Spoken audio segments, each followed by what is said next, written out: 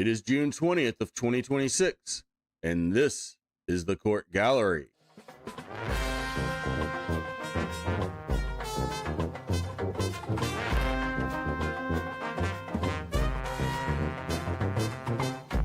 A protection order expires and an apology letter appears. When the protected party replies asking for no further contact, I cannot believe I'm doing this right now. Oh my God. That's funny.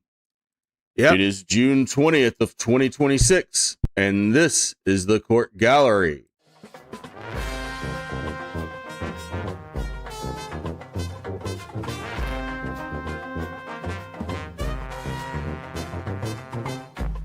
A protection order expires and an apology letter appears. When the protected party replies asking for no further contact, a new note is left on her door that says, all it would have taken is being nice. Judge Stillwell has to decide if this odd pattern of behavior is enough to grant a new protection order. Then the mood shifts entirely as we enter Judge Middleton's courtroom for a brutal felony sentencing. Old Mr. Yoder has a rap sheet with 37 prior convictions, and the prosecutor wants serious prison time. But the real drama unfolds when Mrs. Yoder takes the stand to explain why she both loves and fears the man who almost took her life. All that from the gallery today, and it all starts right now. That's doing it live without the net.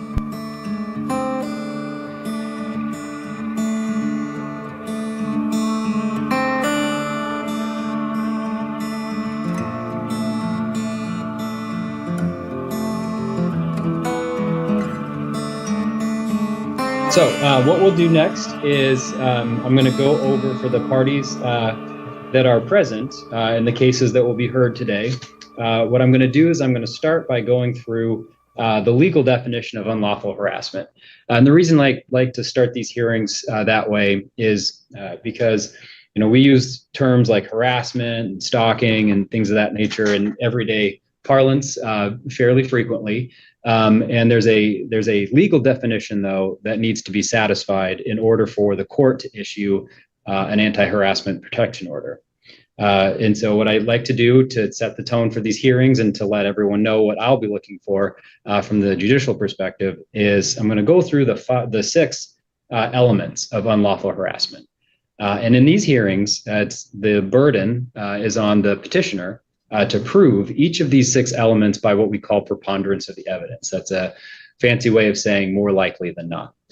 So each of these six things need to be shown more likely than not based on the evidence. The evidence being what was submitted in the petitions, as well as sworn testimony that we'll hear today. So those six elements are as follows. The first is a knowing and willful course of conduct. What that means is, with very limited exceptions, unlawful harassment legally only occurs if there's an ongoing pattern of behavior, a course of conduct that evidences some sort of ongoing purpose, not a one-off situation that left you feeling uncomfortable or even harassed. Again, that may be the case in very limited circumstances, but generally speaking, we need a pattern of behavior. That pattern of behavior, that course of conduct, number two, needs to be directed at a specific person.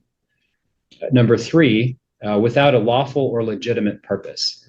And what we mean here is that the conduct, we look at things like, was the conduct initiated by the respondent or by the petitioner or by both parties, who sort of engaged first in the conduct leading to the petition? Has the respondent been given clear notice that further contact with the petitioner is unwanted, but that contact persists? Does the behavior have the purpose or the effect of interfering with the petitioner's privacy to an unreasonable degree? Does it create an intimidating, hostile, or offensive living environment? So we look at the purpose behind that, the conduct that's at the basis of the petition to see if was it legitimate or illegitimate or unlawful. So that's number three. Number four is whether or not the conduct appears designed to alarm, annoy, or harass the petitioner. And I like to take a moment here on this. That is an element in the statute, that whether the behavior appears designed to alarm, annoy, or harass the petitioner. But it's also the case that even if I've yet to come across someone who intends to harass someone else. There's usually somebody is subjectively thinking what they're doing is fine, but it's being perceived by the other party as harassment. And so, I like to point out that if you're the respondent here, just because it's the case that you didn't intend necessarily to harass the other side, does the conduct appear designed to alarm, annoy, or harass? So in other words, looking at it objectively, from not from necessarily a subjective point of view, but an objective point of view, what does this behavior look like? Number 5, the behavior or the conduct would cause a reasonable person to suffer substantial emotional distress. So here we're looking at, again, objectively, is the conduct we're talking about here, even if it meets all those other definitions, would a reasonable person suffer substantial emotional distress because of it? And then finally, does the petitioner subjectively actually suffer substantial emotional distress? So it has to be substantial emotional distress that the petitioner actually feels, and that feeling is reasonable. So again, those are the 6 elements. I'll run through them one more time without all that extra commentary. Knowing and willful course of conduct directed at a specific person without a lawful or legitimate purpose that appears designed to alarm, annoy, or harass the petitioner, that would cause a reasonable person to suffer substantial emotional distress. And it actually does cause the petitioner to suffer substantial emotional distress. So that's the definition of unlawful harassment. So again, those are the elements that I'll be looking for, because each needs to be proven by, more likely than not, a preponderance of the evidence in order for the court to take any action and issue an order.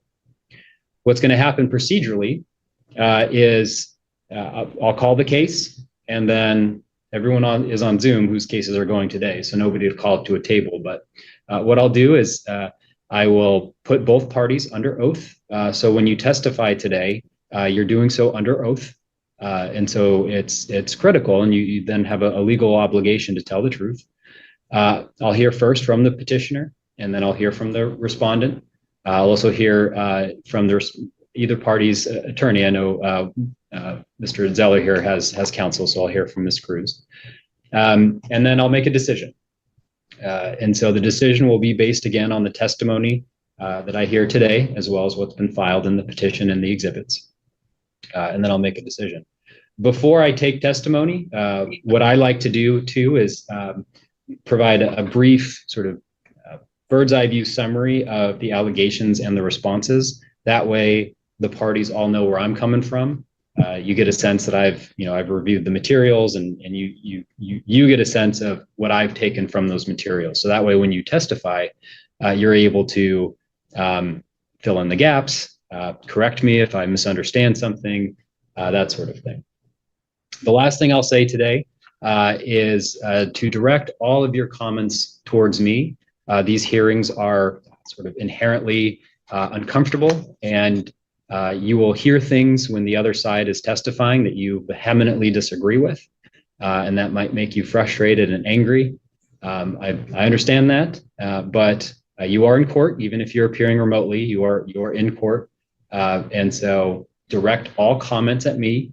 Don't start talking to the other side. Don't interrupt the other side. Again, remember who's the decision maker. And if I perceive that you're sort of getting out of hand and yelling and trying to interrupt the other side, that's probably not going to help your case. So these are uncomfortable, difficult situations. Try to keep a cool head while you're testifying, and direct your comments all towards me. All right. I'm going to start with matter 26-251. So that's Carrie Marty as petitioner and respondent Brian Zeller. And before I swear the parties in, again, what I'm going to do, as I just indicated, is I'm going to briefly summarize what I view as the record so far. I'm going to bring that record up so I can reference it.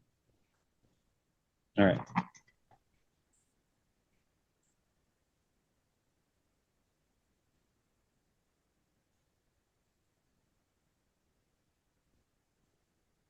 Okay.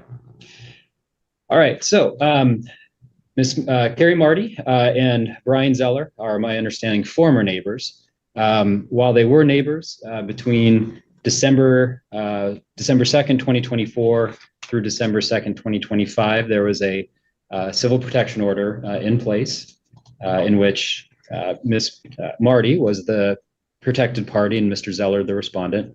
I know there was some allegations in the current petition around, possible behavior during that time, but there was no violation of the order as far as I can see during that period of time.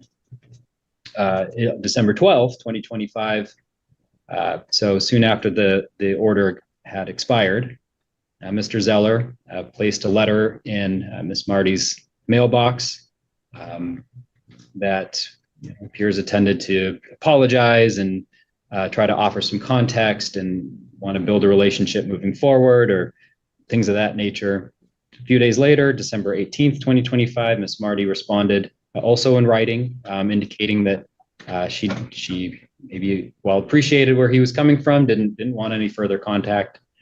Then January 13th, Mr. Zeller, I believe it's indisputed, but left a note on Miss Marty's doorstep or around her property saying something to the effect of all it would have taken is being nice. Miss Marty interpreted that in sort of a threatening way. Mr. Zeller has denied that there was any threatening intent behind that. Fast forward to May, Miss Marty claims that Mr. Zeller had some words with her daughter. Mr. Zeller indicates that doesn't recall that. And then on May 6th, there's an argument between the two. The nature of that argument is very different depending on which side sort of tells it. But there was some sort of argument between the two, leading to Miss Marty contacting law enforcement. And then since then, my understanding is Mr. Zeller has left and is no longer neighbors with Miss Marty. But nonetheless, the petition was filed, and here we are. So that's my review of the record. So again, I'll give parties a chance on both sides to, again, fill in the gaps, correct me where I'm wrong, provide extra context, that sort of thing. But I think it's helpful to know where I'm coming from. So to begin then, we'll start with the petitioner. It is Miss Marty's burden. So Carrie Marty, if you could please raise your right hand. Do you swear or affirm that the testimony you're about to provide on this matter is the truth and the whole truth? Yes, Okay, I do. go right ahead. All right. I did move here back in 2023. I moved from Snohomish to be by my sister. She had moved here the year before. I met Brian and exchanged numbers just for in case of emergency and just overall neighborhood watch. After a few months, he began showing signs of unstable behavior and would often lash out via text out of nowhere and out of context, completely initiating contact. In the beginning, I would ask him if these messages weren't meant for someone else because it didn't make any sense to me as to why he was sending them.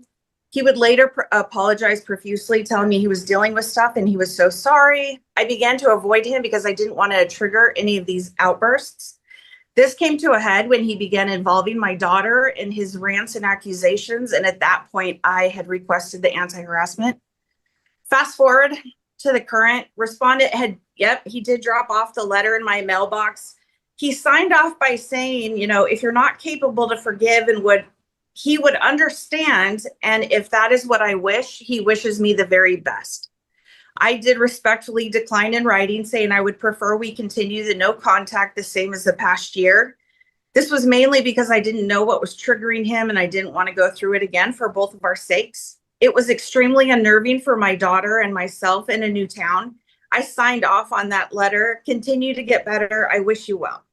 This is where it should have ended. We should have nothing else should have happened after that. January 13th, he did leave a note on my front porch. It's not exactly close. He would have to walk quite a distance to get there. I did send him a letter. I did tell him I had been nice. I literally just wanted to be left alone. I signed it. Please just leave me alone. On the 2nd, he did approach my daughter while she was getting the mail. She can talk through that when it's her turn. It did frighten her, startled her. She did return to the house quickly. On the 5th, the respondent's landlord came to my house and asked for clarification regarding an allegation made by the respondent. Both my daughter and I provided statements. Before he left, he warned us he was going to be terminating his lease and that the next few weeks were going to be tense. On the 6th, I was moving storage containers from my garage to my shop so I could work on a leak I noticed over the winter.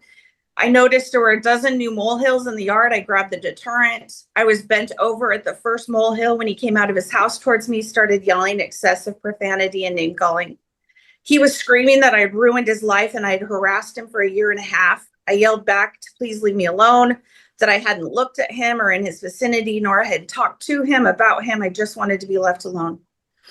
At this point, there were people at Subway watching as he continued to yell at me, stating the whole town had been following him. I told him I only knew my sister and her daughter's family, and he said that was BS. He went on to say I was being investigated by the police and I had no idea what was coming for me. Just wait. Knowing this was escalating and I wasn't getting anywhere, I just yelled back, fine, I'll call the police so they can work this out. He continued to yell at me until he realized I was on the phone with a non-emergency operator.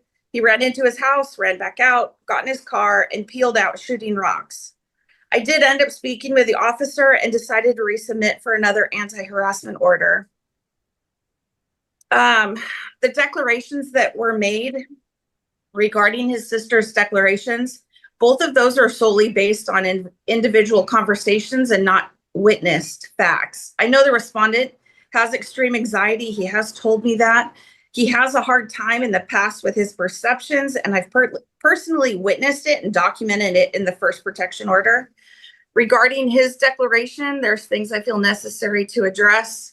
His statement regarding how we initially met and our interactions thereafter are grossly misstated. From day one, I was kind and accepting to what he was going through because my youngest daughter was going through similar struggles, and this was confirmed as he admitted in his handwritten letter.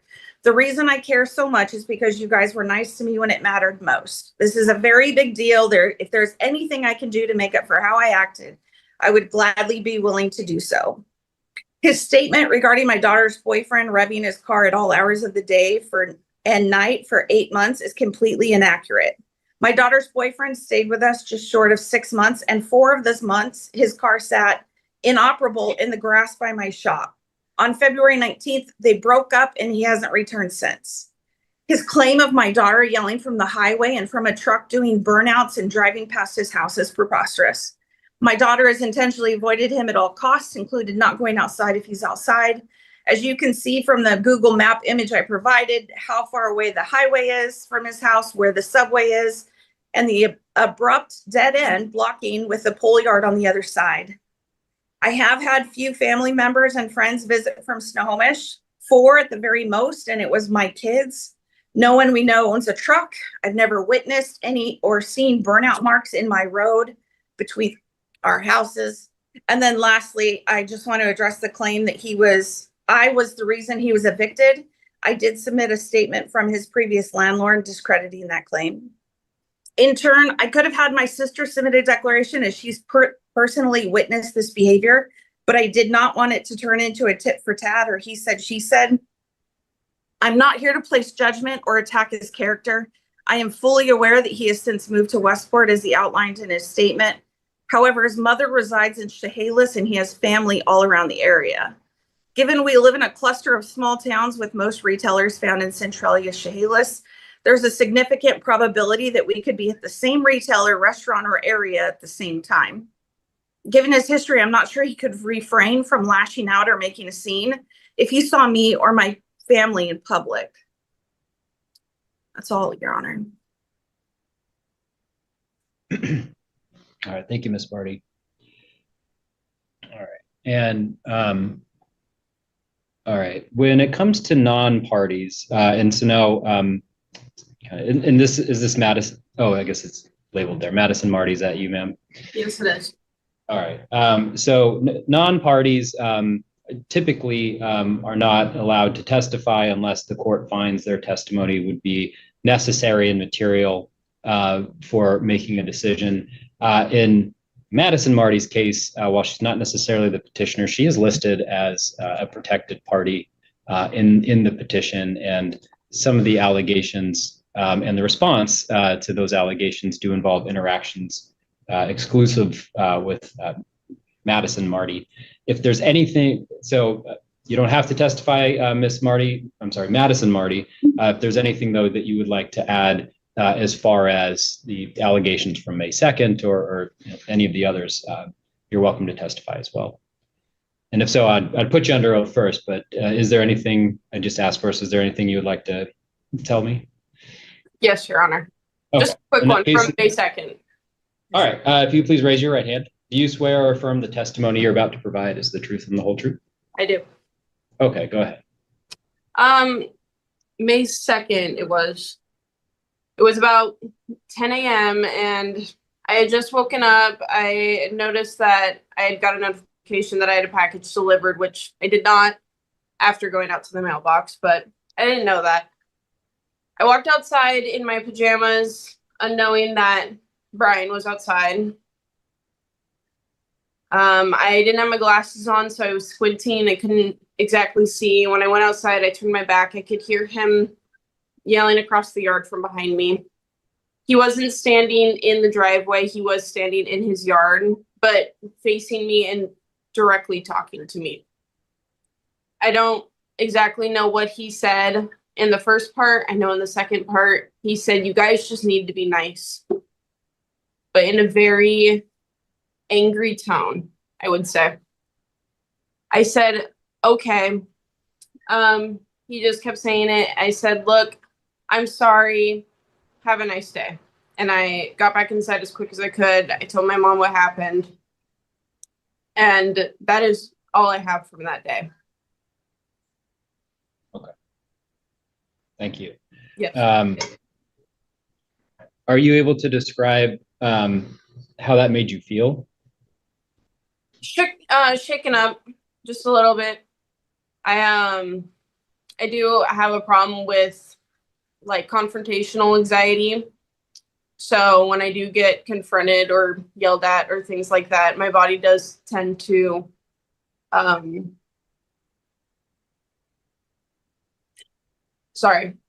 heart rate just spikes. My body goes numb a little bit. It's kind of like an adrenaline rush, but in opposite effect. So I was definitely shaken up a little bit. My heart was racing when I walked inside, and I couldn't feel my legs. All right. Thank you, Carrie and Madison Marty, for your testimony. Next, I'm going to hear from the respondent and the respondent counsel. Ms. Cruz, would you like to go first? Would you like your client to testify? I'll sort of let you direct the ship on your end. Yeah, Your Honor, I have some questions for my client. Sure. All right. Then let's see, Mr. Zeller. Did we lose Mr. Zeller? If we did lose him, he did let me know that he doesn't. Oh, he's getting back. He's getting back on. He got kicked off really quick. All right. We'll hold off for Mr. Zeller.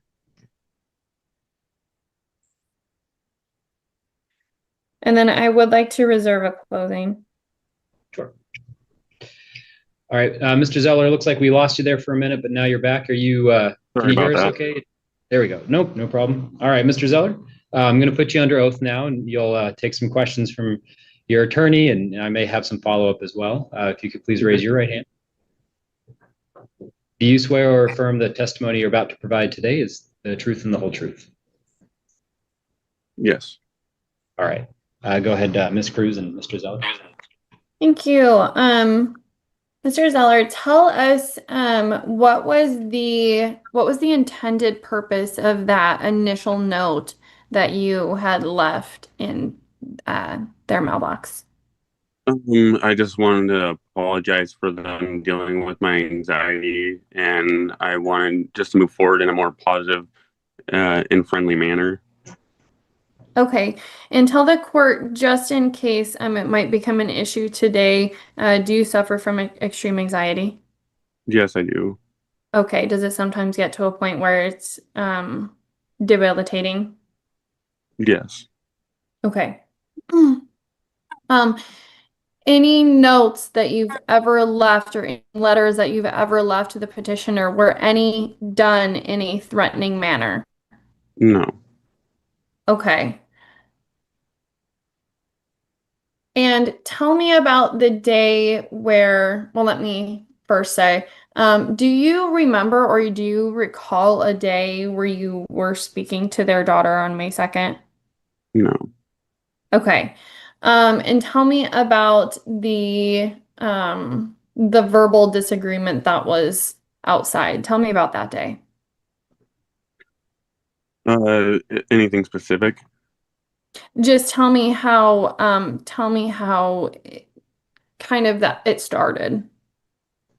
I was just going to my mailbox. I just woke up. I was groggy, and I came out and was walking to my mailbox, and she was digging in a mole hole, and she just pokes her head up and like giggles and tells me she got me evicted, and and then from there, I said that she had issues, and then I asked her to stop having her friends harass me and going by my house, and I she then said that she claimed that she didn't have any friends, and I then said that's BS, and I went inside and I went over to my she ran over and sat on her porch and called the police on me.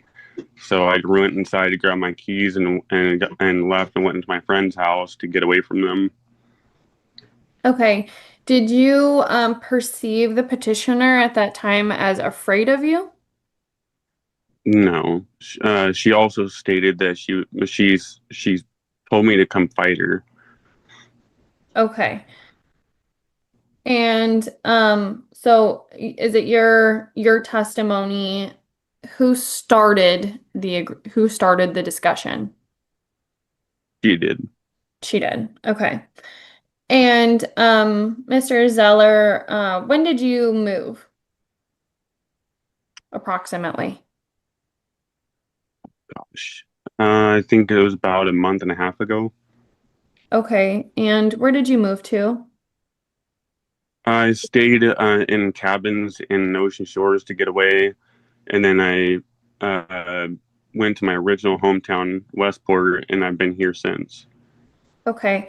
Approximately how far of a drive is the city of Westport to Rochester? About an hour and a half. Okay. Do you, the petitioner states that you have family in Rochester. Tell the court, are you close with those family members? Do you visit them or not so much? Um, the ones that are in Rochester, I don't really talk too much, and they visit me anyways. And my parents actually live farther south, so I don't really see any reason for me to even run into them. Okay. Do you have any desire to go back to your former residence or even Rochester at all? No. Okay. Um, did you, when you moved, did you have any belongings at your home that were left? Yeah, I actually left some of my belongings because I was so uncomfortable. I didn't even want to be there. And I called my landlord's son and asked if he would meet me there so then I would have someone there just in case anything happens. And he said he wasn't able to, so I declined to even stop there because I was just too uncomfortable to be there by myself. Okay. And the petitioner alleges in her petition that despite you moving, she's afraid that you'll return to harm her, her daughter, her dog, or damage her property. Mr. Zeller, have you ever hurt her, her daughter, or her dog? No, Have you ever damaged their property? no,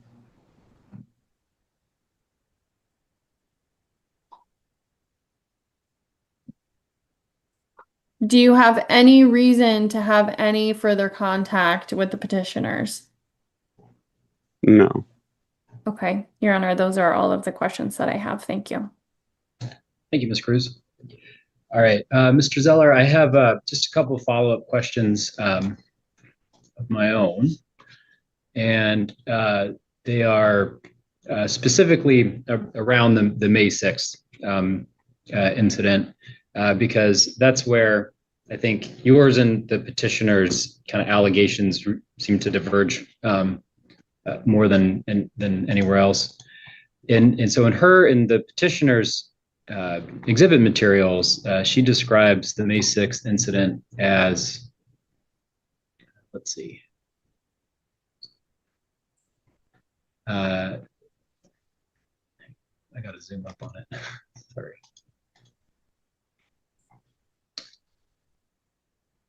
She claims that during the course of that argument, that you said something to the effect of, you have no idea what's coming for you. Do you recall making that statement or something similar to that? No, I never said anything like that. Can you think of anything you may have said that could be sort of interpreted as something to that effect from that incident? No.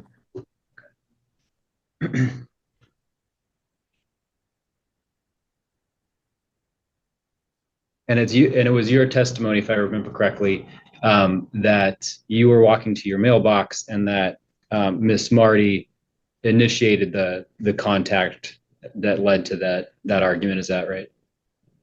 Yes, Your Honor.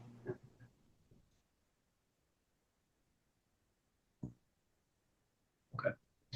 All right. Those are all my questions, Mr. Zeller. Thank you.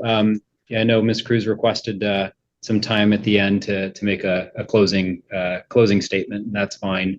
I'll have my final kind of engagement here is I have a few rebuttal kind of questions for Carrie Marty. And again, this is trying to suss out a bit more this May 6th incident. And so we've got Mr. Zeller testifying that his understanding was that you initiated the contact. I know from your description of May 6th that you believe he initiated the contact. Can you talk more about how that engagement started? Yeah, sorry, I'm frustrated. I was bent over and I'm like putting deterrent in the hill, like in the molehill. And he starts yelling. He's outside, he's yelling, and he's like something to the effect of, I've ruined his life and for a year and a half. And then I looked up and he is, the only thing I can say is spewing. It was like this, almost a minute long repetitive statement as if it had been rehearsed, and he's just going off on me and screaming, and I've ruined his life. And I'm like, I kept saying, just stop, just leave me alone. Nobody's talking to you. I know he claims I have all these friends. I don't have friends here.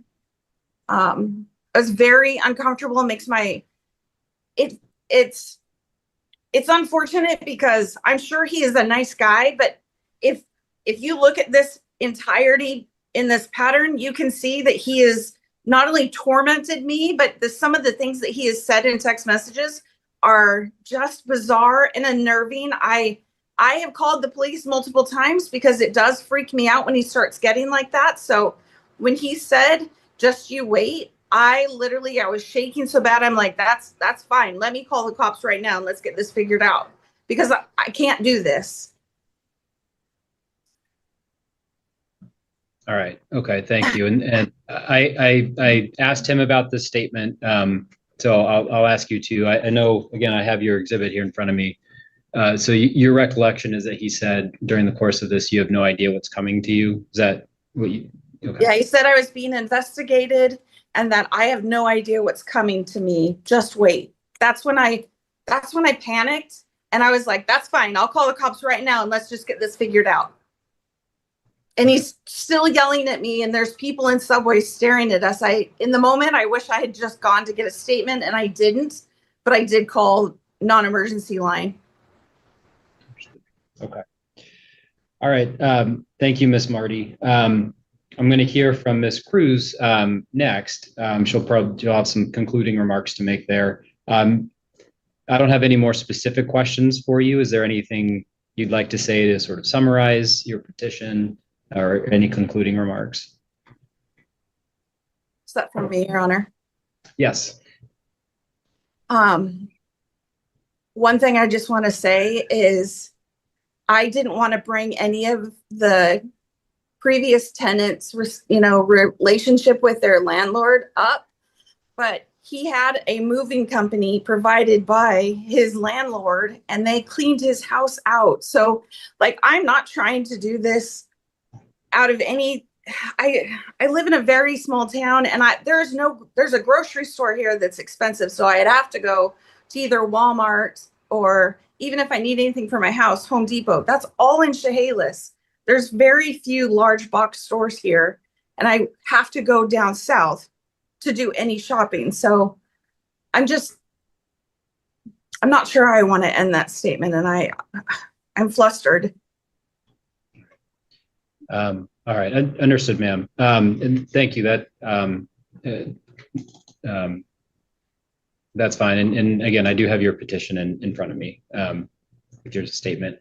All right, Ms. Cruz, I'll turn back to you for concluding remarks. Thank you, Your Honor.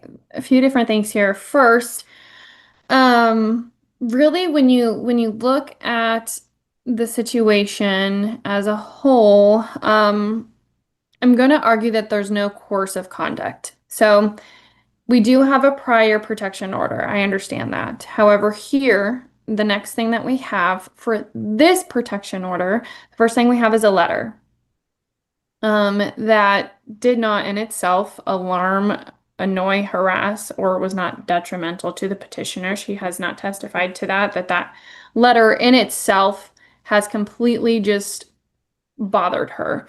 And then we have the petitioner sending back a return letter. She actually even sat on that first letter, not sure what to respond for a while. She said it took her a little bit of time to think about, but that letter in itself wasn't detrimental. And then we have a situation where the petitioner is saying that my client spoke to her daughter. My client doesn't actually remember that day. And to be honest and fair, Your Honor, the petitioner's daughter testified that she couldn't see my client, nor she could barely hear if it was my client. So it's not even completely known what was said, nor if it was him. He doesn't recall that specific contact with the daughter in itself. And then we have an alleged note in a door here. I think that it could be annoying possibly at this point. This is where I think we have the one conduct, but course of conduct has to be two or more separate continuing acts or contacts. So I think the note in the door potentially could be. However, what was specifically stated in that note, I don't see how it could be very detrimental to somebody's mental health. There's no threat, there's no anything like that. More of anything like, okay, that was a weird thing to say. Lastly, we have a verbal dispute outside. There is some different renditions of this depending on who you speak to, but my client is testifying today that she spoke to him first. Additionally, although the petitioner is not required to, she has heard multiple times now that my client has said that she has threatened, hey, come fight me then, and she hasn't actually denied that she said that. So my first argument is that there's no course of conduct. My second argument is that there is some testimony to emotional distress. There's not enough testimony as to substantial emotional distress. Some annoyance, or like I said, even some emotional distress is not enough under the RCW. It must be substantial.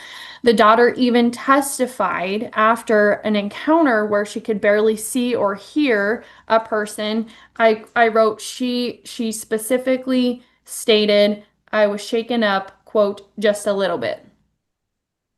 Surely not substantial emotional distress. And my last argument is, although it's not required to prove under the statute, I still think this does matter. My client moved away. He moved very far away. In fact, he moved an hour and a half away. Even if he were to come visit family and, let's say, accidentally run into the petitioner at Walmart or what have you, if a protection order was put in place, that's not going to prevent accidental run-ins. What it can prevent is somebody speaking to one another, but it's surely not going to prevent an accidental run-in. However, despite that, my client has no intention to return to his former neighborhood at all. The petitioner states she is afraid that my client will come back to Rochester. That's a fear. There's no proof of that. Lastly, the petitioner states that she is afraid he will mess with her house, car, daughter, or dog. There's no proof of any of that happening. He has not physically harmed anybody, and he has never, come and destroyed their property, for example. So at that point, we have a fear that he is going to return. But Your Honor, that's not at all what my client is testifying that he wants to do. So I think that it matters. And he didn't move 20 minutes away. I think it would be he would have to travel an hour and a half to come harass these people and then leave. I don't think my client has any intention of doing that, and he testified today that he doesn't. He just is trying to move on with his life. So, Your Honor, based off of the no course of conduct or no course of conduct or a lack thereof, and then not enough testimony to establish substantial emotional distress, and the fact that my client has moved away, we're asking to find in my client's favor and find that the petitioners did not meet their burden. Thank you. All right. Thank you, Ms. Cruz. All right. I'm going to just take a minute or two and finish up reading a few of the materials here from both sides before I make my decision. And Your Honor, I apologize. I would like to make one objection. I was sent an email that was provided, it looks like, from my client's former landlord. Your Honor, I understand that there's very relaxed rules in these hearings and that pretty much anything goes. However, it's not at all provided under penalty of perjury, and I always think that matters. So I'm going to argue that the last thing that was submitted should not be considered. Thank you. All right, thank you. And I don't actually know if I even had a chance to review. There's an email from the former landlord. Is that what I'm hearing? I don't know. I was sent, petitioner tried to serve me with the document. It wasn't attached to the email. I let her know it wasn't attached to the email. So she forwarded me an email that was from the former landlord. So I don't know how you're looking at it, but I know she's shaking her head. Can I ask the petitioner? She's been shaking her head the whole hearing. Please stop. Thanks. All right. Well, so here, hang on. I haven't had a chance to review what has been filed on, looks like that was Thursday. Part of it too is, there's, once cases are filed, the notice rules, apply to when somebody is served before a hearing to give parties a chance to hear everything. Your Honor. Thursday before the hearing, is that Thursday? Yeah. Okay. We do try to, again, the rules, as Ms. Cruz there noted, are relatively lax. But when it comes to the rules of evidence, which don't apply,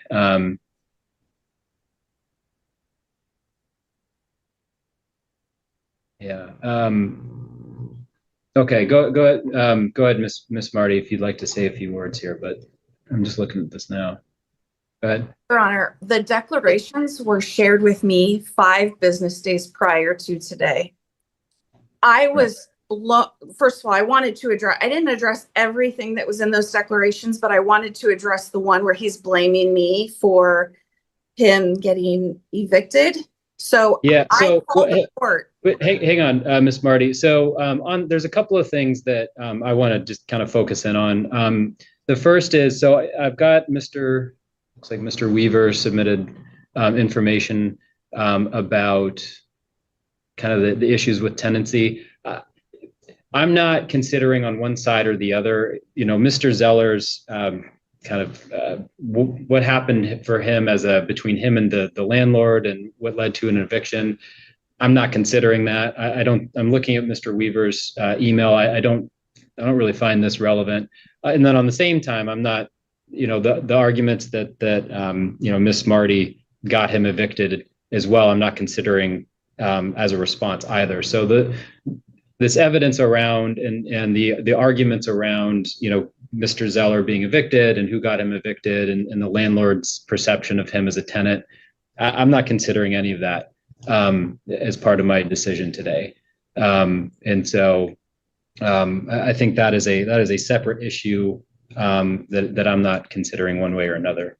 What I do, though, think is relevant, and I know I kind of already noted that Miss Marty had said her final piece here, but I do have one last follow-up question. Miss Marty, do please try to keep your comments confined to answering this question.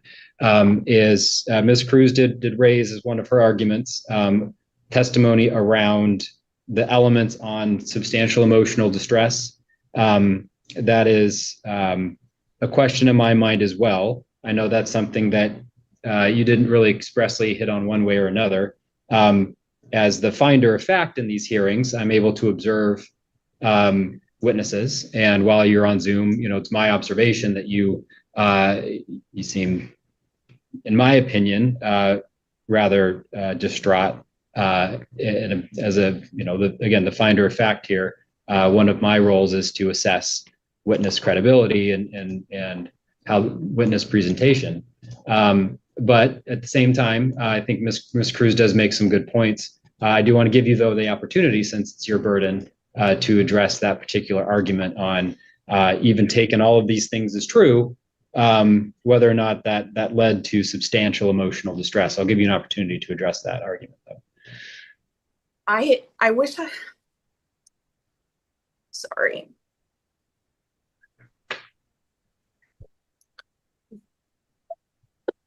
The amount of distress that this has caused me is unmeasurable. I've gone to the doctor multiple times. I shut the curtains in the front of my house. I hide in my house because it faces that side. Only in the last month have things really started to calm down, and I feel like I'm getting my peace back. But no, everything that he does and says, it literally rings like panic, sheer panic. So yeah, he said not to bring anything up, and that's fine. I don't know how else I can say it. I'm trying to be respectful. I just want him to leave me alone. All right. Okay. Thank you, Miss Marty. So this time I'm prepared to rule. And for the record, I didn't consider arguments on either side regarding Mr. Zeller's status as a tenant or the eviction and reasons behind evictions and things of that nature. I agree with Ms. Cruz that isn't necessarily relevant to these particular proceedings. That said, I am finding in favor of the petitioner, and I'm going to go through why. And I'm going to start with the no course of conduct argument that was raised by Ms. Cruz. I think it's important to address. It's also the first element. And as I said at the beginning, Ms. Cruz is correct that a knowing and willful course of conduct is that very first element here. And I do find, though, that it's more likely than not that a course of conduct exists.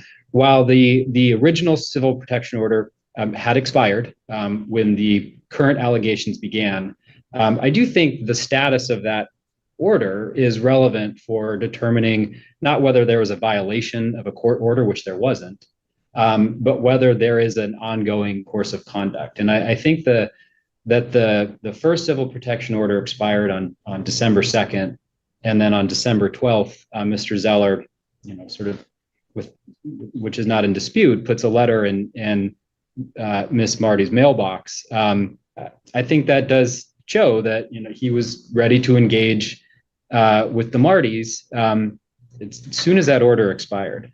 If it had stopped there, I don't think there would have been an issue. Miss Marty, as she indicated, kind of sat on that for a few days and considered it. I think she was upfront in her response, even that she took some time to think about what he said and whether or not to allow continued contact, but did then reply and pretty unequivocally saying, essentially, I wish you the best, but I would not like any further conduct. Again, at that point, I think everything is fine. I don't think there's been any unlawful harassment at that point. What concerns me, though, is then about a little less than a month later, is then there's another note from Mr. Zeller to Miss Marty on her doorstep saying, all it would have taken is being nice. Even if that wasn't intended as a threat, which I'm also, observing, Mr. Zeller, it seems in the context of the nature of his first note and then this one, I can see a world in which there was no real harassing intent behind that. But that does come within the context of pretty unequivocal response from the Martys saying, go on any further conduct. And then there are allegations after that of further engagement. I realize engagement when there's neighbors, that can be difficult to avoid. But I think looking at this as a whole, stepping back and looking at the greater context here, we've got a civil protection order expiring a couple days later. We've got a written note, a response saying we don't want any contact, but additional written communication after that. And then two, at least one disputed, but an allegation of contact, and then undisputed contact between the two. So I think looking at that in the context of this first protection order having just expired, I do find that there's that course of conduct. I also find that there's evidence of both subjective and reasonable substantial emotional distress. Again, as the finder of fact, one of my jobs is to assess witness credibility, and I think it was outlined in the written materials. Miss Marty had expressed in her written materials, feeling distressed. I take her testimony today as substantial emotional distress. And I also think looking at the substance of the communication, again, that first note being sort of apologetic in nature, I think that coming on the heels so soon after the first order expires and then follow up in written engagement, I do think that would, again, looking in the greater context, would cause substantial emotional distress. And the last thing I'll say on that too is, I think the first letter from Mr. Zeller was on balance sort of kind-hearted and understanding, Mr. Zeller, your the anxiety that you suffer, and I don't dispute that at all. It seems like you really do.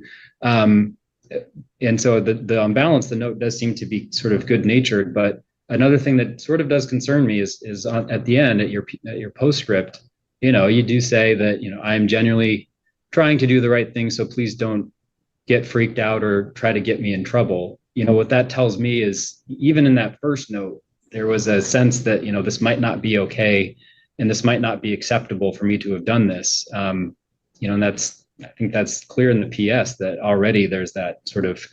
Am I able to respond to that? Well, I've made my decision, Mr. Zeller. And so, at this point, again, on balance, I think you were reaching out to try to, mend fences. I'm not saying there's anything ill-natured there, but I think the ongoing communication after that pretty unequivocal response from Carrie Marty, that's really what I'm kind of grounding my decision on. And then the final piece about, it sounds like you live in Westport. And And you're not neighbors anymore. That is important in these decisions.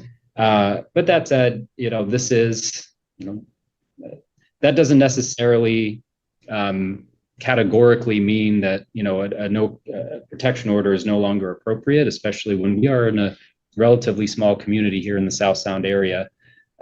So I don't think someone moving from Rochester to Westport necessarily addresses some of the concerns about ongoing contact in this situation. So I am granting the order. It will continue for another year. The provisions of the order will include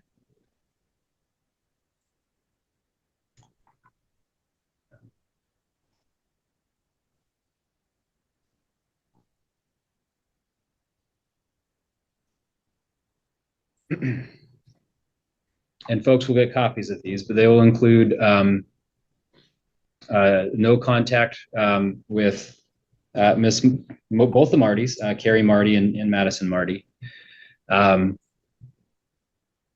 directly or as it shows in the order through third parties or electronically.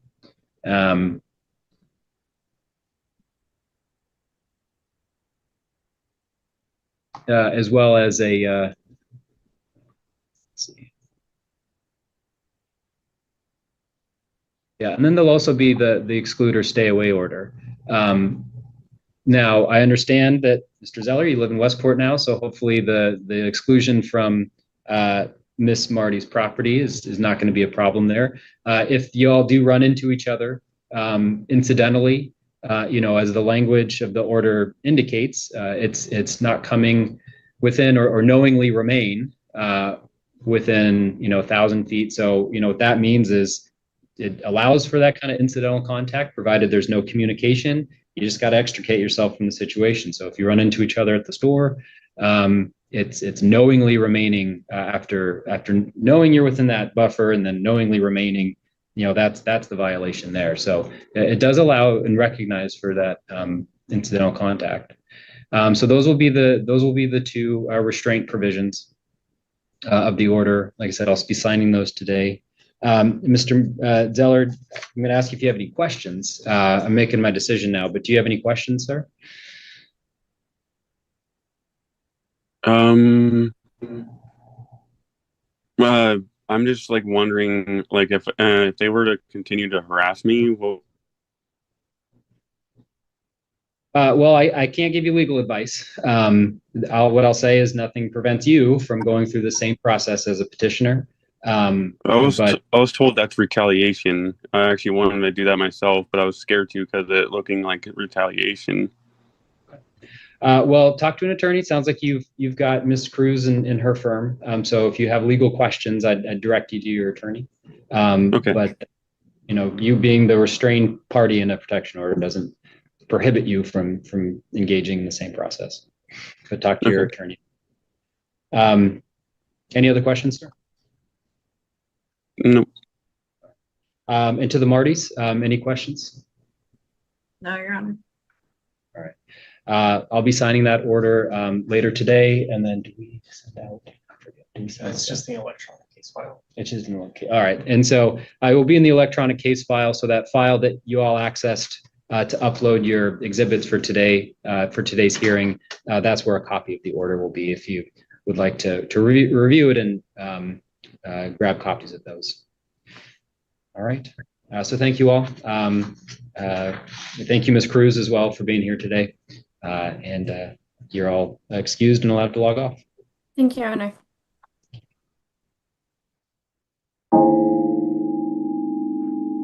All right, welcome back. We're here on a special record of the 45th Circuit Court. This is a felony sentencing matter that I'm handling by assignment. So the court we're calling into session is the 45th Circuit Court.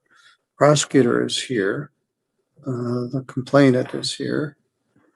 The defendant is here in the lockup meeting with his counsel right now, and I expect I'll be here any minute. So I'll get everything set up. Live stream is on. The record is not.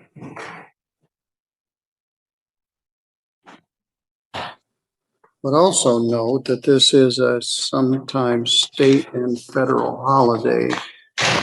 June 19th, the day varies from year to year, but the state of Michigan employees, including the Department of Corrections, have a vacation day today. The county employees, including all of us, do not. So we've set this for this date without thinking about whether it was a holiday, but we'll be here. I don't believe the officer will be here from the Department of Corrections. They have filed their report. I stand corrected, Sam. This form was in there. It was on the back side of another page. And I didn't realize I actually already had it. Double-sided printing. The holding facilities in this building are not adequate. I don't know what they did 100 years ago. There was no elevator. The jail was across the street. In what's now an administrative building, they must have just walked the inmates over here in shackles and had them walk up the steps. There's no, maybe there was originally, but there is no holding cell. So they've got a little makeshift one, but there's no bathroom facilities. So this is not ideal for in custody defendants. We try to do as much as we can by Zoom with in custody defendants, but in a felony sentence, the defendant has an absolute right to be present in the courtroom. And unless there's extenuating circumstances, they're not to be done by Zoom. So we're going to do this live in this historic courtroom and make the best of it. Good morning, Mr. Yoder.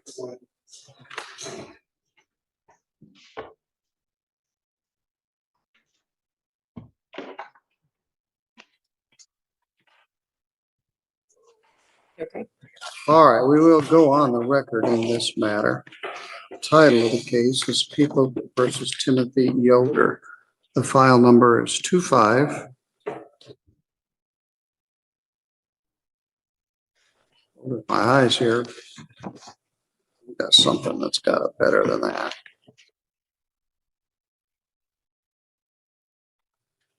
2525935FH. The defendant is here with his lawyer, Casey Strong, also present as prosecuting attorney Angelique Camfield, who is the assistant assigned to this matter. Our complaining witness is also present, and I think we may hear from her this morning. Mr.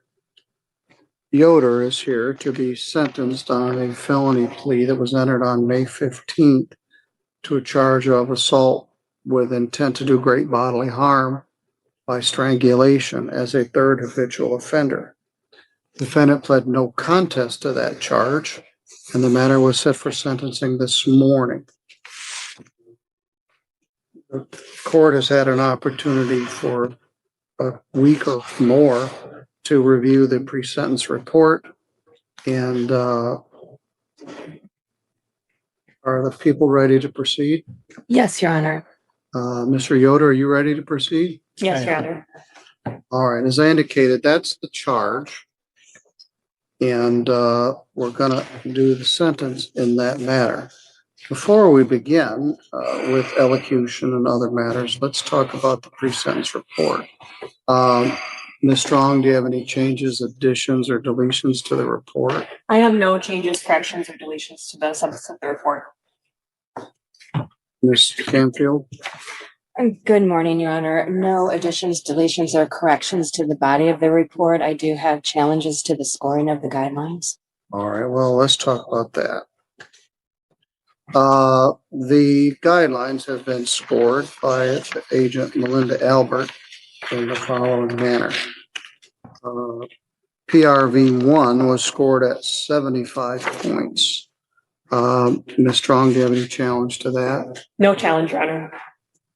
Ms. Canfield? No, Your Honor. My challenges are not to the prior record variables, but to the offense variables. All right, well, let's finish the PRVs. PRV 2 was scored at 5 points. Any challenge to that? No, no, Your Honor. PRV 4 was scored at 5 points. Any challenge to that? No, Your Honor. No, Your Honor. PRV 5 was scored at 20 points. Any challenge to that? No, Your Honor. No, Your Honor. All right, with those PRVs, the defendant would be at PRV level F. No challenge to that. No, Your Honor. I believe that that is properly calculated. I believe that is accurate. Thank you both. All right, well, let's talk about the offense variables. OV3 was scored at 10 points, alleging that the victim suffered injuries and was treated by EMS at the scene. Do you have any challenge to that? No, Your Honor. No challenge. All right. OV4, 10 points, as the victim is currently in counseling. Any challenge, Ms. Strong? I have no challenge to that, Your Honor. Ms. Canfield? No, Your Honor. OV10 was scored at 10 points, as the defendant and the victim are legally married and have in the past resided together. Any challenge to that? No, Your Honor. No challenge. No, Your Honor. All right. Well, then that's all I've got. Your Honor, that's, I believe that the department should have scored some additional variables that they did not. All And I right, well, have, let's go through the rest, Sure. because we've got OV, well, there's a lot of blanks in here, but which are you contending should have been scored? So let me, at the current juncture, the defense has no objection to scoring as in the report. Is that correct, Ms. Strong? I have no objection to how the Department of Corrections scored in the report. All right. Ms. Canfield, what do you think should have been scored? thank you, Your Honor. With respect to offense variable 13, I've previously informed Ms. Strong that I believe that should be scored at 25 points with respect to 3 crimes against a person within the 5 years preceding and inclusive of the sentencing offense. And my reasoning is as follows. It does also include under the scoring of the guidelines any cases that were dismissed. Say that again. I didn't hear it. It includes charges that were dismissed if they were still crimes against a person within that 5-year period, as long as there is a preponderance of the evidence that they occurred. In this matter, the first crime to score under there would be the sentencing offense, which is the assault with intent to do great bodily harm by strangulation or suffocation. The second offense would be the domestic violence 3rd degree that was dismissed as part of the plea agreement because there is independent evidence in the record and the report that was utilized for the pre-sentence investigation that the victim was previously that same day that the strangulation occurred. There was an interference where the defendant came to her home and was trying to get into her car, take her keys, and that when she told him to get out of the car, she was shoved back by the defendant, which was the basis of the DV 3rd that the people authorized and subsequently dismissed. So I do believe that there is a preponderance of the evidence that that occurred on the same day, which would also be within that 5-year period of time. The final 3rd crime against an individual or person would be alleged to have occurred on September 21st, of 2022 in the city of Sturgis, where the defendant did plead guilty to a domestic violence count and a home invasion 1st degree count was dismissed. That stemmed out of an incident where the defendant went to the residence of Ms. Yoder. He did knock on the door, and when her daughter opened the door, he was screaming and yelling. So Ms. Yoder went to quickly close the door. And at that point, the defendant kicked open the door and it struck her in the arm, which was the factual basis that was given at the taking of the domestic violence plea for the charge he pled guilty to. But the entering into the room and the breaking in was what had supported the original offense of the home invasion first degree, which was dismissed. I think there's a preponderance of the evidence that that absolutely did occur, even if he did not plead guilty to it. And as offense variable 13 allows cases and charges that were dismissed to be included within that calculation, I would respectfully ask that the court increase that scoring to 25 points. Which would do what? Well, I have another offense variable I'd like to add. All right. Can we have arguments on the first one before we move forward? Yes, let me flip to offense variable 13.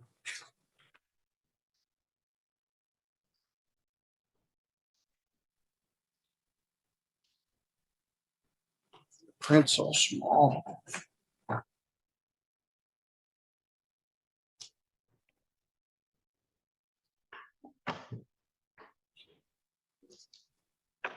All right, well, before we get to that, how many more of these do you have? Just one, Your All Honor. right, what's the next one? The next one is offense variable 19. I believe that it should properly be scored at 10 points for interference or attempted interference with the administration of justice. In the police report, as well as in the pre-sentence investigation, there is evidence that the defendant had stiffened up and passively resisted getting into the police vehicle after his arrest. And although it is not included in the PSI, it is known to at least the people. And I did inform Ms. Strong by email also this morning that the defendant became quite problematic through the booking process and was very argumentative. And there was an incident written up at the jail once he was booked because of that behavior. So I do believe the passive resistance and failing to get into the police vehicle and needing to be assisted in there, as far as stiffening up his body, not sitting down as directed, in addition to what occurred through the booking process, would be supportive of 10 points for interference or attempted interference with the administration of justice. Now, should those two be granted, we would talk about a variance in the point total, which would then change the cell range and the guideline range. However, I will state that the recommended sentence of the Department of Corrections is still within that range. All right. Right now, the guideline range is something like 29 to 85 months. There's a 72-month cap. So we're arguing about raising the ceiling when the cap is already at 72 months. Well, and Your Honor, I should state that was not a Killebrew agreement. That was a sentence recommendation. We agreed to make a sentence recommendation that it be capped at 72 months. So are you going to change that? That is still our sentence recommendation. Okay. Not a Killebrew sentence agreement. So the court can consider that, as well as allocution from both parties, the victim's statement and the Department of Corrections representation and recommendation, before it concludes what it feels is appropriate. So I'm not sure what that means. So your recommended cap is 72 months, but now you're arguing about a bunch of things that aren't in the record, and I have to find preponderance of evidence based on statements that you've made to the court to ask me to increase the ceiling on the guidelines while still sticking to your recommendation of 72 months. So they want me to convince me there's enough bad evidence I should exceed your recommendation and exceed the 72-month sentence? Your Honor, that's not what the people are arguing. I simply need the guidelines for the Department of Corrections record to be correct based upon my information and knowledge of the prior cases and the scoring of the guidelines. I still will stand by a recommendation of a sentencing cap, but that's not a binding Killebrew agreement that the court must follow. It's just a recommendation from the people, and defense was aware of that at the time of the plea. So, And I understand that, but if I were to exceed the recommendation, I would allow the defendant to withdraw his plea. Even though it's not a hard killabrew agreement. This took me by surprise. I thought there might be some challenge from the defendant. I did not expect a challenge from the people. And as you indicate, some of the things the challenge is based on are not in the report. So I wouldn't have had any way to know some of the things that you're alleging. I was aware of the previous convictions. I handled one or more of them. well, if I may, Your Honor, I believe that the DV third is in the report, and then the DV or the home invasion is conviction 36 of 37 for the domestic violence plea that was entered. Yes, in fact, I printed both of those files Yeah. out. So I handled those as district court. All right, we've taken a turn here. Ms. Strong, she's alleging that offense variable 13 should be scored at 25 points. What's your response? Thank you, Your Honor. As pointed out by the court, the sentencing guidelines were done by the Department of Corrections in the normal process and presented to the court, scored appropriately. The people are now arguing for additional points to be added based on information that the position of the defense is not contained within the report, and we have no knowledge of or ability to verify.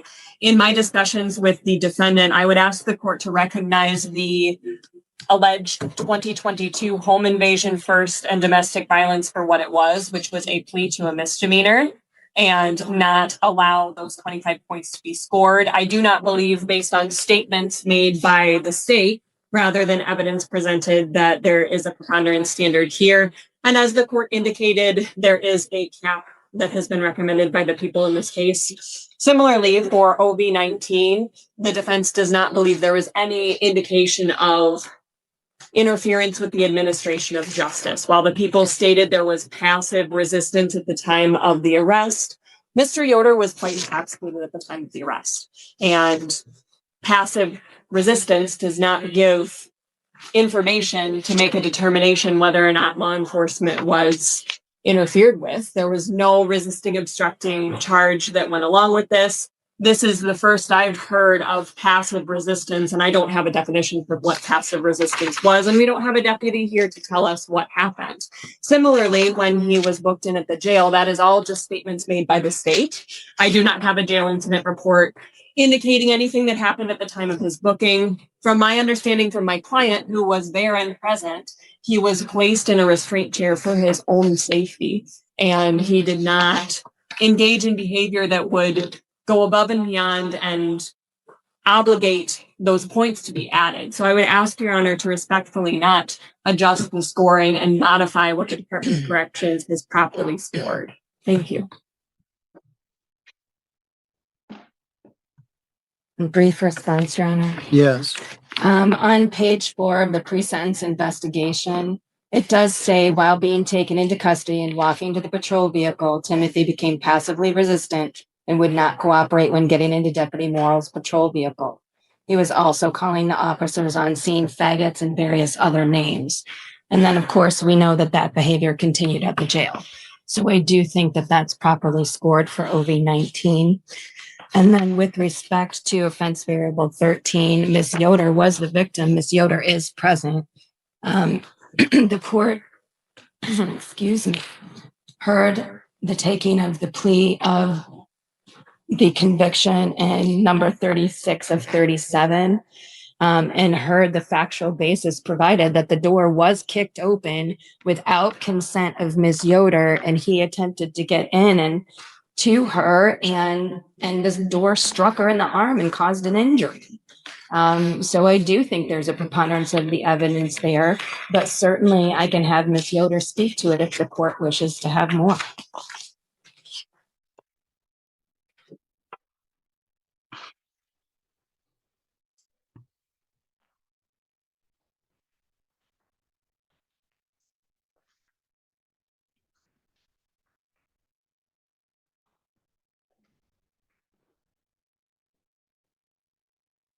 Hello.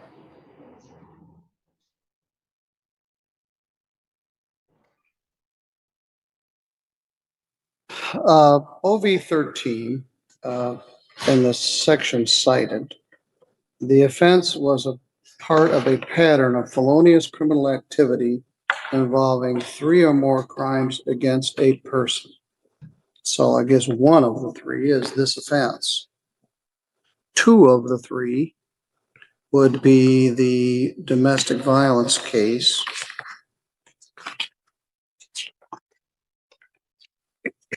That was in District Court number 22119 SM. I sentenced the defendant to 43 days in jail.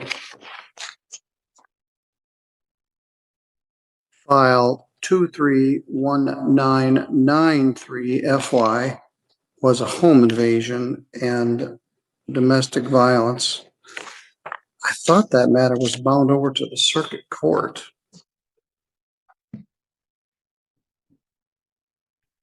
I had this up, but Judge Patterson used the courtroom.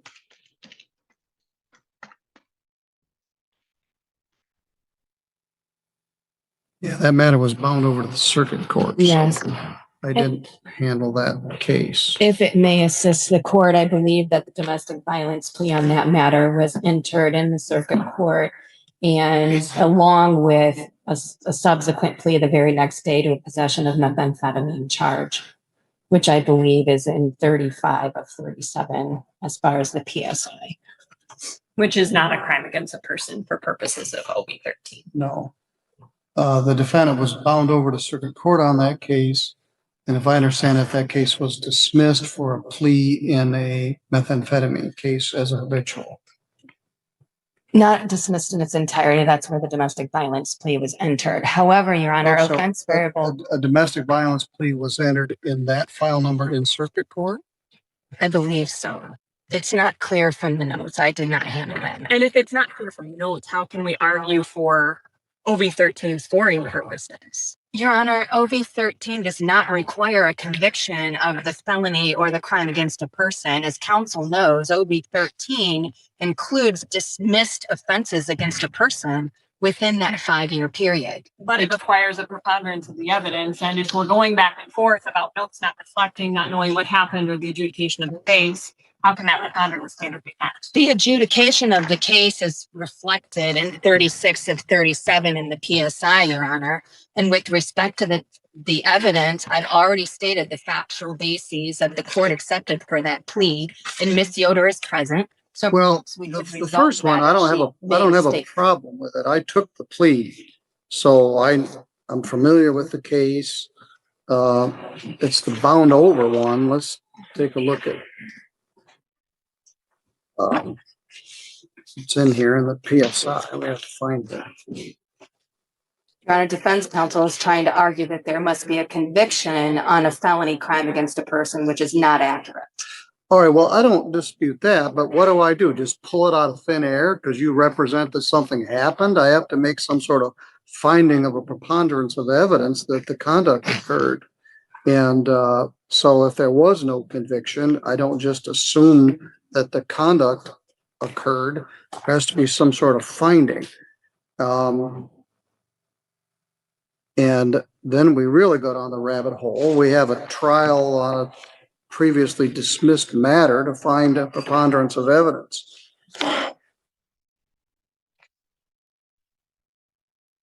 And it isn't. There are so many of these priors.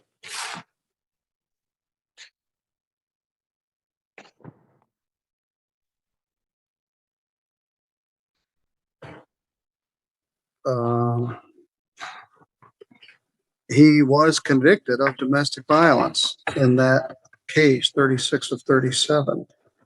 The domestic violence charge was a conviction, and he spent 93 days in jail. So he has a conviction in the misdemeanor domestic violence case, 221903 FY. That is within 5 years of this case. He has a conviction of domestic violence in circuit court number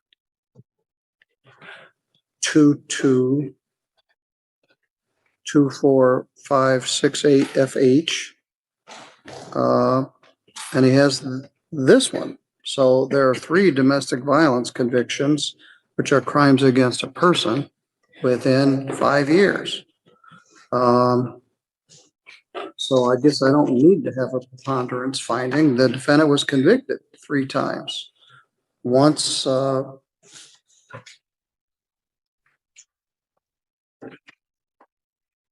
an incident that occurred on May 12th or something, and it's 22, and the second was September 21st of 22. And this case. So I find that the prosecutor is entitled to have 25 points scored for OV 13. The cap remains the same.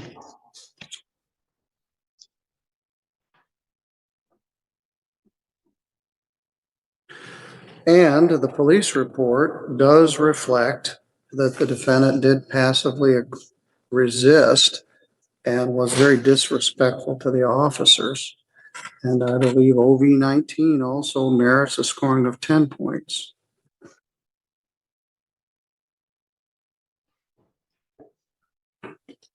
So let's figure this out. Your Honor, I think by way of those being added, then the OV total would increase to 65 points, and the offense variable level would increase to 5, which would be a guideline range of 38 to 114 months as a habitual third offender.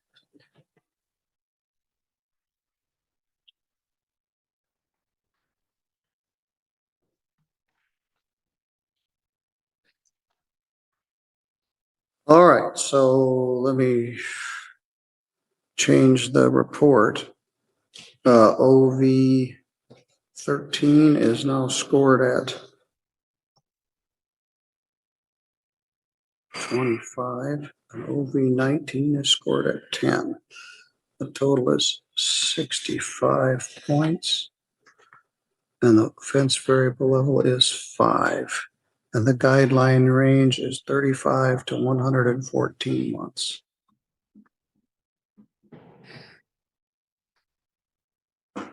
And we still have a 17-month cap as a recommended cap from the prosecuting attorney. All right, I've made a ruling on those arguments. They're certainly subject to further review. Having said that, Ms. Strong, what would you like me to know with your elocution? Thank you, Your Honor. As indicated in the report, Mr. Yoder is familiar with the criminal justice system. Mr. Yoder, if he were to speak today, I'm sure he would state this as well. Mr. Yoder has an alcohol problem, not a bad person problem, and he allows that alcohol problem to cause him to engage in behavior. He is not before the court today to minimize anything that has happened or anything that occurred during the sentencing offense. He takes full responsibility for what happened and stands before the court ready to face a substantial punishment for his conduct. While he's been in jail for 200 plus days. He's taken that as the opportunity that it is. He has been sober. He has been completing classes through the jail to try to better himself, to stay busy in the jail, and to allow him, once he is out of prison, to reacclimate to society in a more productive way. He has engaged substantially with the pivotal recommendations and the representative that is here and present today, who I'm sure is willing to speak to that engagement if the court so chooses. Mr. Yoder has taken this as the opportunity that it is. And I would ask the court to see all of that mitigation that he has done since the sentencing offense and let that reflect in the sentence of the court and sentence him to the low end of the guidelines. Thank you. Thank you. Ms. Canfield? Thank you, Your Honor. Very briefly, I just want to reflect for the court that on page 2 of the pre-sentence investigation, the court would also need to correct the scoring range and the offense variable total to 38 to 114 months and then 65 for the total I just I want to did. thank you. Okay, perfect.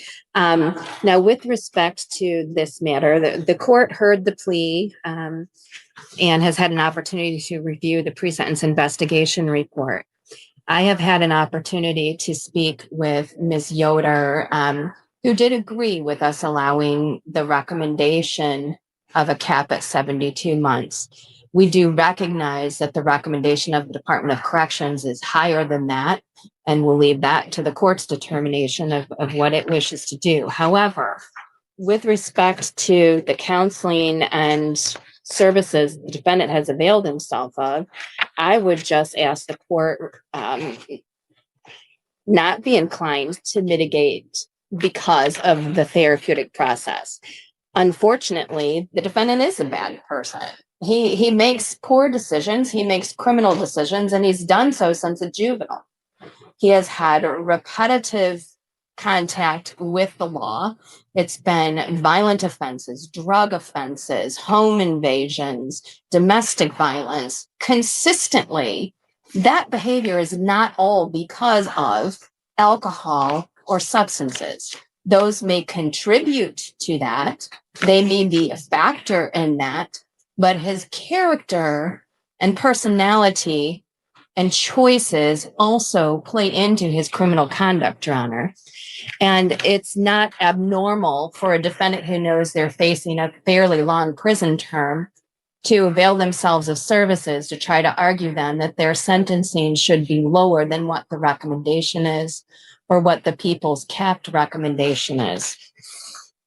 Mr. Yoder has demonstrated repetitively over the years, as reflected in the pre-sentence investigation report that was prepared by Ms. Albert, that he is not capable of following probation rules. He's not capable of following parole rules.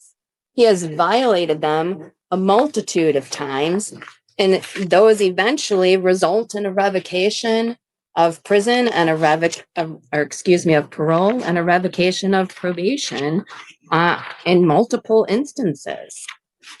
Particularly, if you look with, let's see, on page 13 of the pre-sentence investigation in conviction 11 of 37, he had a probation violation in November, was arrested and sentenced to jail.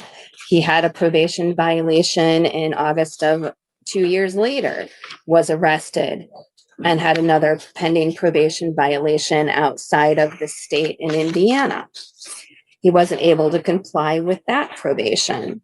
When you look further into a lot of these maybe traffic violations, but when you look at his methamphetamine cases, I'm trying to get to the page, 23 of 37 on page 18 of the pre-sentence investigation shows he gave benefit of the special incarceration, was paroled, absconded from parole, arrested, parole was reinstated. He was arrested again, it was reinstated, arrested and reinstated, abscond again, abscond a third time, abscond a fourth time, and eventually had the parole revoked and then was discharged after multiple abscondings and reinstatements. When you look further into page 22, conviction 32 of 37, again, probation violations a multitude of times, then finally sentenced to prison and paroled, then violated parole, was given warnings, went AWOL, didn't stay at the Twin County Probation Center. Like, we just have continual issues with him throughout the years. And again, bond violations in 2022, discharged from parole unsuccessfully in 2021, parole violations and probation violations in 2023. I mean, it's just his habit. He does not wish to avail himself of the services once he gets parole or probation. My submission to the court is that his engaging in these counseling services and having the additional report added by Miss Albert that he's been engaged at Pivotal is just his attempt to show the court that he can do the services. He can be present and in attendance and presumably be making progress towards his treatment goals. But it's to no benefit, Your Honor, because he doesn't take it to heart. It doesn't change his behavior. It doesn't make him less violent. And it doesn't encourage him to remain sober. So I think all of those things taken into consideration, the people are asking for a recommendation or a sentence within the guideline range that it be 72 months to 114 months. Well, actually, it'll be to the max, but at least those 72 months, Your Honor, is what the defendant deserves for this conduct. Miss Yoder was choked to the point she was almost unconscious. She feared for her life. She was frightened, so frightened to testify at the preliminary examination that I utilized only the trooper's testimony and her excited utterance statements and the reflection of injuries to bind the case over to circuit court. She is here today with support persons, and we would ask that the court allow her to speak as to how these matters have affected her. Miss Yoder, would you come up and have a seat with the prosecutor? We've met, but you're Angela Yoder. I am. And I'm glad that you're here today. I saw your original victim impact statement, and it was pretty vague. I'm not sure what a proper sentence should be. I think he should admit to his actions and get help. That was from May of 26. You were the victim in the earlier cases. I handled the one and we talked about it back in 22. I think you were here for the sentence in that case. Anyway, here we are again. What would you like me to know? I would like you to know that even though it's been said that he is a horrible monster, whatever, he's not that way all the time. He's not. He does give in to desires on alcohol, and that turns him into... Well, let me stop you for a minute. We're talking about alcohol. Yeah. What about methamphetamine? That was your... 2009 meth lab, 2009 meth lab, maintaining a meth lab, 2016 possession of methamphetamine, 2018 possession of methamphetamine, obstruction of justice, 2022 possession of methamphetamine. That's 1, 2, 3, 4, 5 methamphetamine cases. Yeah. Methamphetamine changes your personality, it distorts your brain. We're talking about alcohol. There's a big pink elephant in the room, which is methamphetamine. He goes from when not doing drugs, his next go-to for something is alcohol. All right, so during this period, and the defendant pled no contest because he doesn't have a clear recollection. This incident, you believe, was alcohol focused? Yes, absolutely. Earlier in the day, he took the car, he was out drinking, and then the cops took him home, took him to his house, and then he came back to my place later on that night, and that's where this all started. Yes, the report reflects that. He was there drunk, causing a ruckus. Yes. Went home because the police took him home. Yes. And then he came back, and here he is seated in a green jail suit. Yes. All right. So this was not meth-based, but alcohol-based. Yes, he was drunk. Okay. He was absolutely drunk. And he acknowledges that. So go ahead. Well, then, I don't know what else to say. I mean, a lot of things happened that night. I begged him to leave. And it just seemed to make him more irate. And then he drew back like he was going to punch me. He did not, thank goodness. And he grabbed me by my throat and slammed me up against the wall. And I was on the phone with 911 the whole time. And then when he let go of me, he ran out of my apartment out into the woods. Well, you said At one point, you thought you were gonna die. Yeah, I could, like, it was fuzzy. I couldn't breathe. I could see little dots. He was mad and he told me, he yelled in my face, "You are gonna die." Oh, what was he mad about? I'm not exactly sure. I don't really know. I know he wasn't himself at that time. But he was angry.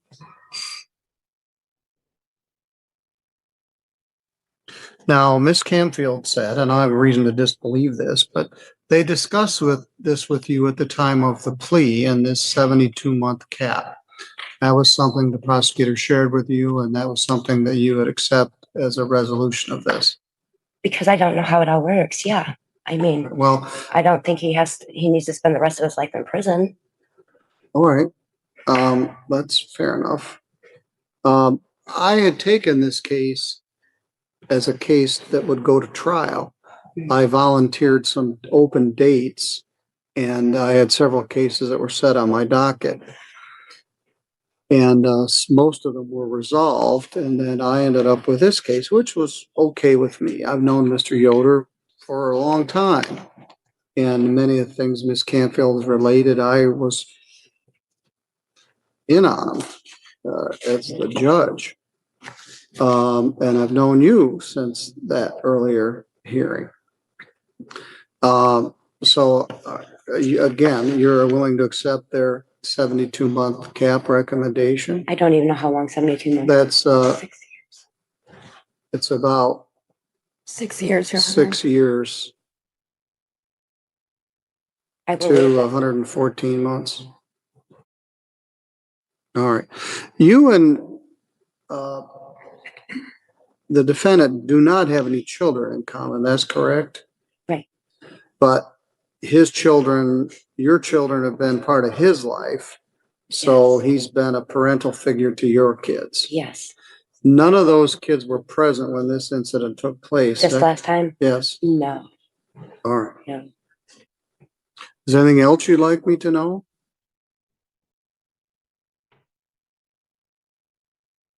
I just kind of, because of the fact that 3 years to the date when this happened, 3 years before is when the last one happened. And then exactly 3 years later, it happens again. And this time he put his hands around my throat and told me, "I want you to die. You are going to die." And I believed him.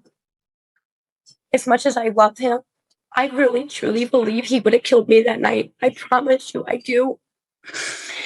And I fear him. I promise I fear him.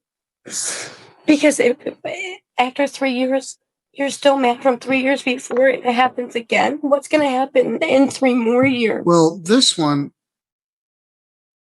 there was one in May and then there was another one in September. Yeah. That was in the earlier ones, but this one, you're right, about 3 years from ago. Yeah. I'm just afraid. I don't want all bad to happen to him. I do love him, but I love me too. And I am afraid. All right, I certainly understand that. Mr. Yoder. Yes, sir. I'm glad she's here and I'm glad you got to hear that. It was hard for her to say. Yes. She loves you, but she's afraid of you. And to your credit, you accepted this plea deal and just said, "I don't remember what happened. And I accept responsibility," and you accepted the plea and left it up to me as to what to do for the sentence. Could you move or get another set of Kleenexes? Give her some and he can have some. All right, Mr. Yoder, what would you like me to know? Your Honor, I would like to first start off with everything that Ms. Canfield had spoken about my past. Every bit of it is true. I'm not sitting here trying to negate the fact that I'm responsible for this. But at the end of the day, we're human beings. We make mistakes. Some learn tougher lessons than others. I'm learning every bit from my mistakes. I wish there was more that I could allocate to the court and to my wife.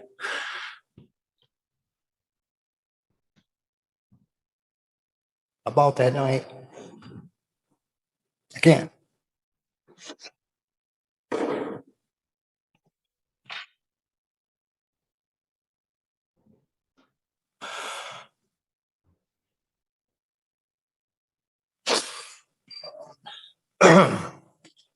You know, I'm not worried about the sentence. I'm at peace with it.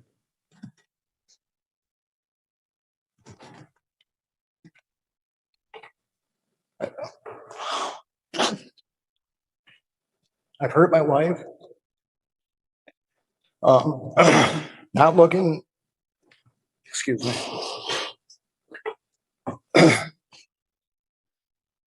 I've not seen.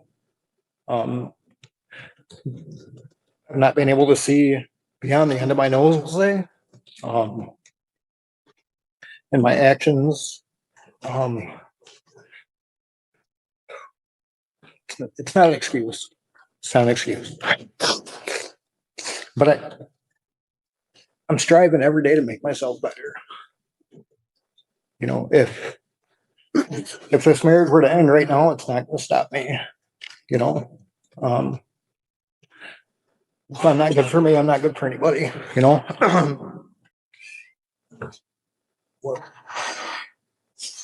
You know, and so I respect my wife for coming in to the court today. I take strength and bravery. Not a monster. I've done some crazy things. I'm not a monster. And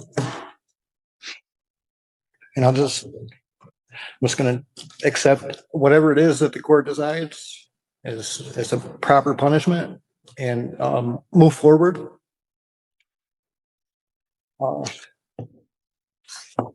And just strive to be better, realize my shortcomings from my past mistakes. You know, I'm getting older. You know, How old are you? 42. I'll be 43 this year. Well, I didn't meet you until you were an adult. Yeah. So you were in open intox or something was the first thing we had, or a minor in possession. You were I've had a whole 18. my whole life has been substance related. It's been substance fuel. It's not an excuse. Got a lot of hurt, a lot of trauma, a lot of baggage from my childhood, you know, didn't want to face it. But today sitting here, like, this is ridiculous. You know, this is ridiculous. I'm in front of the court again. Where I thought I would never be sitting here again. You know, I really didn't. I'm here. And it's time to just, you know, I accept responsibility. I cannot allocate to what happened to that night. I wish I could. And I'm just ready to get this chapter behind me. I would ask you what you were mad about, but you probably don't remember. Your Honor, what you're mad about is life. I don't know. Your whole life is a angry response Terrible to the baggage you're carrying around, and you took it out on the person that loves you more than anybody else. And can I say one thing to my wife? That I just want to apologize. You know, I never meant for our lives to turn out this way, but it happened still, you know, and I'm sorry. Well, you've had a number of other relationships and children with other people, and this relationship, I think, is one of the longest ones you've been in, and the one you were in at this time. And she said she loves you. Yeah. But she doesn't like this version of you. No, I don't like that version of me. And we had about 44 entries in the district court record regarding you. But you have some stuff in other jurisdictions and some juvenile stuff. And there's a lot of background. 5 felonies and 31 misdemeanors, I think, is where we were. And I read the report multiple times, and I couldn't find anything positive. We tried everything. We tried district court probation. We tried Swift and Sure. We tried drug court. We tried the probation center. We tried incarceration in prison. All the programs we have, domestic violence treatment, Twin County Community Probation Center, Swift and Sure, drug treatment court, all those have been utilized. And you're still like a Tasmanian devil spinning wildly out of control, bringing chaos because you're so angry you can't contain all your own anger. In one of the earlier cases, the prosecutor asked for 93 days, and I gave you 43 days after hearing everything. I don't know that 93 days would have made a difference. And there were a couple of things after that. I think at some point in the last few years, you put methamphetamine aside and traded it for large self-medications of alcohol. I said I couldn't find anything positive. Then I got an addendum.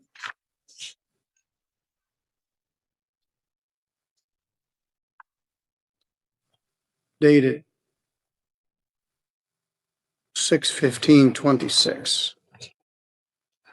Since the submission of the pre-sentence report in this file, the writer has been advised by Lauren Frank Pivotal that the defendant has engaged in mental health services since October 16th of 2025. Ms. Frank indicates that Yoder voluntarily sought treatment on his own and has demonstrated consistent and active participation. She further notes that Yoder has made measurable progress toward identified treatment goals. So that's been since you've been locked up. And I don't take it cynically. I think that you probably are sick and tired of being sick and tired. And you have availed yourselves of the services that were there at the jail with Ms. Frank and with Pivotal. Which I say, good. So I did find one little ray of sunshine at the end. You're not a monster. You're a human being. You're a person. And you've done awful lots of bad things, including make the woman that loved you think you were going to kill her. Your guideline range is near as bad as any I've seen. And my fear was at some point, you are going to kill her. Not because you're mad at her, just because you're mad at the world. She didn't deserve the wrath of that. After hearing argument from the prosecutor, I've increased the top end of the guideline range to 114 months. The original recommendation of scoring was 29 to 85 months. But constant in the matter was the 72-month sentence recommendation from the prosecution that was made with the consent of Angela Yoder. So it is my sentence that you are sentenced to 72 to 114 months jail.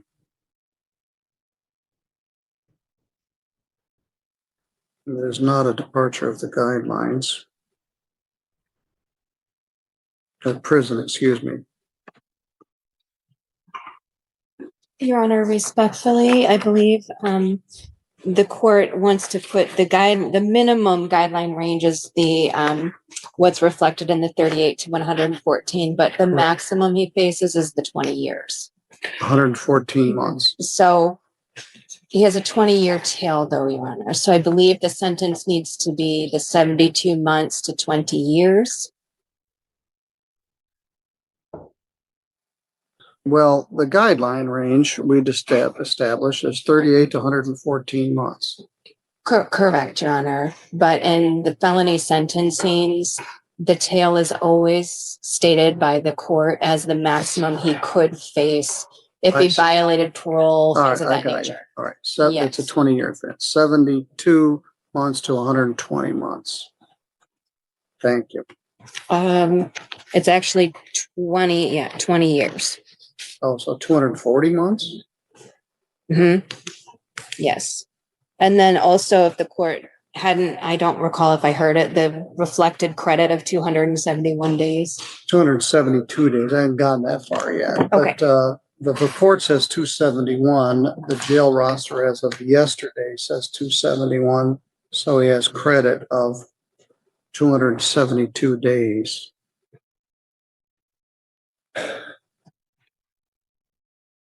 Thank you, Your Honor. All right. There are also some fines and costs which have to be assessed. The also assessed are the required fines, a crime victim assessment of $130 and $68 in state costs to the state as required by statute. You do have a right to appeal this matter. You're entitled to appellate review of your conviction and sentencing. This is done by filing a claim of appeal by right when you're convicted by trial, or by leave when you're convicted by plea, which is what this is. This will tell you that if you cannot afford to hire an attorney to represent you on your appeal, you may request that counsel be appointed. You may request an attorney by completing the request for appointment of attorney section below and return the form to the court. I'm going to ask you to sign one and make that part of the file, and you keep the other two if you wish to pursue that avenue.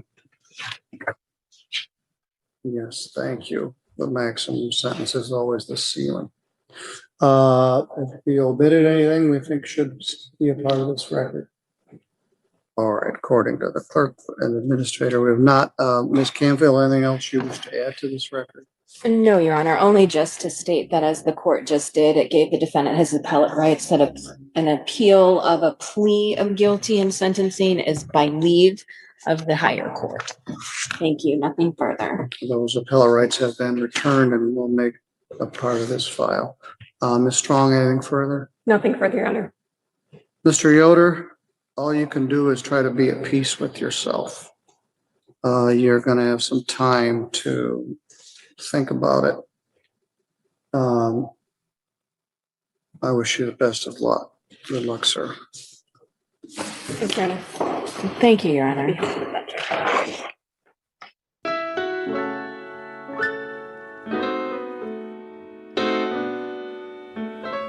Yeah. And that's how the Yoder goes to jail. For a minimum of 6 years and a maximum of 20. I want to check something out.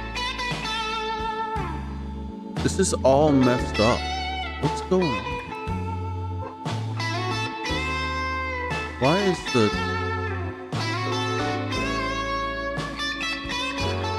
program? What is going on? It makes me angry. It's not supposed to work like that, ladies and gentlemen. And I don't know how to fix it. I'll have to work on that later. Well, it's been a week, hasn't it? You know, we started things off with a PPO from Monday. That was a nutty PPO. I don't even really know what to say about that. Guys moved an hour and a half away. Everybody's still so very upset. The PPO was granted. And old Mr. Yoder, man, we've been around the bend with him. We've seen more than a few of the Yoder prelim hearings and the build up to this all the way around. What am I doing? Why am I? Yeah, the build up to all of this. Sorry, I should have had the chat. I can't point the chat. Oh my God. Look, the puppies. Anyway, it's been a week. It's been a day. It's not all we got. We got a premiere coming up tonight, ladies and gentlemen. It's going to be an interesting premiere on top of that. I showed you exactly what it would be last night, and I've forgotten what it was. Well, I figured that out. I need to get to work and thank just a few people, just a few, like Sallyport, Great Granny Rahul, Bat Boy is back in Specs. I feel like that's, let's see, Great Granny Rahul, Specs, Sallyport, Bat Boy is back. Patrick, you thought you were going to slip in there and not get mentioned, did you? Oh, no, that's not going to happen. Thank you all so very much. We have a Mama Wolf keyboard starter. And neighbors are yuck. I don't think neighbors are yuck because I live next door to the best people ever. And lots of love to Specs. Matching kindness with kindness, Raul. It's always your way. And happy early Father's Day for everybody out there who celebrates Father's Day. Marty Duvall, thank you so very much. Marty just did one of those things. I don't even know how to do this. Marty did one of those things. Thank you so much for the star, Marty. I was going to figure out what the what was it? Oh, Simmons, strong arm landlord. Pay your rent. You're going to get your legs broke. Don't do that. That's a crazy case. We're going to watch that tonight, ladies and gentlemen. Come on back by. We'll see you then. I'm your Lone Wolf Oosel. For now, I am out. Arr. Arr.